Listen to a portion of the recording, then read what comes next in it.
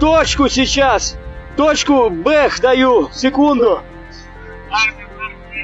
Есть попадание, скажи. Есть попадание.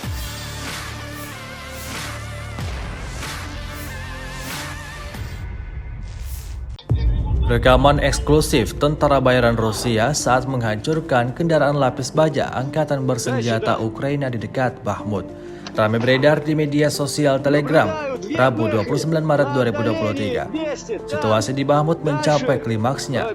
Dalam rekaman tersebut memperlihatkan pertempuran sengit yang sedang terjadi di kota. Angkatan bersenjata Ukraina mencoba untuk berkontraksi dan mendapatkan kembali posisi yang hilang. Namun semua rencana dan kerja keras militan Ukraina secepat mungkin digagalkan oleh pasukan Rusia.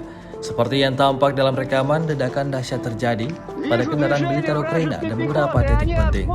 Imbasnya, kerugian besar mau tidak mau harus diterima anggota militer Volodymyr Zelensky tersebut. Чуть дальше. Есть попадание по пехоте. Сейчас вижу вражеские пикапы в количестве 5 штук. Сейчас дам точку. Там не 5, там их больше. 8 вражеских пикапов и танк. Там крупный накат. Даю точку, даю точку. Они ждут эвакуацию. Будет производиться пехота. Пехота подтягивается туда. Сыпьте туда всем, чем можно.